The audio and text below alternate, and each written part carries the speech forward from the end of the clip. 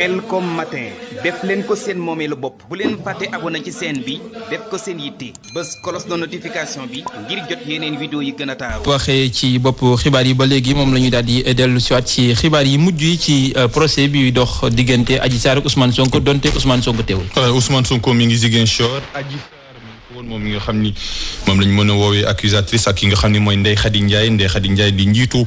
Sweet Beauté mën nañu wax ni ñaar ñooñ ñoo nekk sur scène judiciaire ci série bi nga xam ni mi ngi xew ci tribunal Dakar. Adji Sarr woo nañ ko ci baar bi Ndeye Khady Ndiaye tamit Adji Sarr moom daal dina def ay révélation yoo xam ne ci mënuñoo wax lépp ci antenne bi parce que am na yoo xam ne ci du nekk dégg ci nopp waaye moom li ñu mën a jàpp mooy daal dina confirmer accusation viol menace de mort ci ki nga xam ne mooy Ousmane Sonko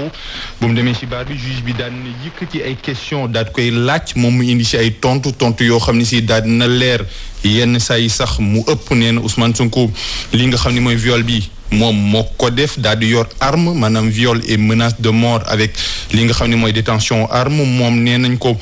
bu ko Ousmane Sonko defee lu ni mel dañu ko histoire bi ñu bëri duñ ko gëm mu ne lii événement yi bëri woon na lum xew ci li nga xam ne mooy institut Sweet Beauté. Adji Sarr moo wax loolu ba mu nekkee à la barre moom buñ ko laajee nan lañ def ba liggéey Sweet Beauté Adji Sarr nee na moom ay xaritam ñoo ko fa dugal. te juge bu mu waxee ni sax mu décrire li nga xam ne mooy Sweet Beauté nan la mel Adji Sarr moom dem na ci bu baax waaye description bi. lu ma waxoon sànq rek dina metti lool ñu daal koy retranscrire jamono ji ci antenne bi waaye moom nee nañ ko ñiy liggéey ci Sweet Beauté xale yooyu ñaata at lañ am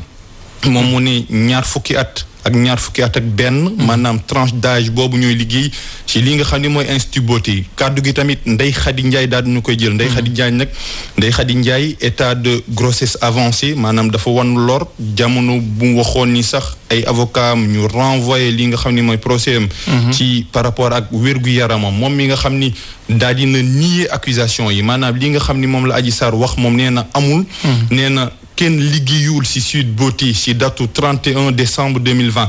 waaye lu am solo lu Ndeye Khady Ndiaye wax mooy ci 2 février 2021 bu ko juge bi laajee ñan ñoo nekkoon ci institut Sweet Beauté moom confirmé ni Ousmane Sonko nekk na fa ki nga xam ne mooy Sidi Ahmed Mbaye dinañ ko cité lu bëri parce que bokk na ci témoins yi ki nga xam ne mooy Ndeye Khady Ndiaye nee na Sidi Ahmed Mbaye moom di woon na bëri lu muy wër li nga xam ne mooy institut Sweet Beauté parce que Sidi Ahmed Mbaye ñu ngi koy tudd ci wàllum plainte bi nga xam ni Adji Sarr daan na ko def Ndeye Khady Ndiaye tamit wëral ni Adji Sarr muska wax ni Ousmane Sonko da ko doon sàkku maanaam amul benn yoon bu mu ko leeree loolu ndaxte nee na su ko leeraloon moom mii dina jël ay tànkam daat ciy dox ngir lii bañ a amati institut Sweet Beauté buñ ko laajee yan waxtu lay fonctionner moom mu ni 10 heures ba 22 heures maanaam 10 heures ci suba ba 10 heures ci guddi te buñ ko laajee tamit ñaata jigéen ñoo fa doon fanaan moom nee na 3 à 4 filles maanaam ñett ba ñeenti jigéen yi nga xam ni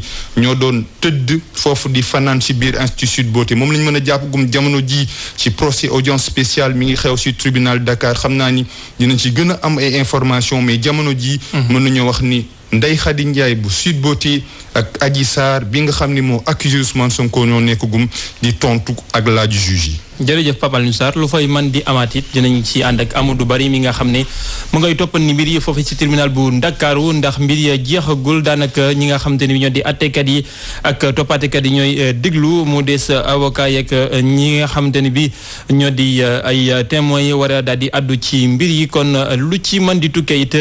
dinañ ci ànd ak yenn. Khelcom matin def leen ko seen moomeelu bopp bu leen fàtte abonné ci chaîne bi def ko seen yitte bés cloche de notification bi ngir jot yeneen vidéo yi gën a taaru. Khelcom matin officiel di tànneefu Serigne Saliou moomeelu askan wi. leen gën di abonné tey partage ci vidéo yi tey laal ko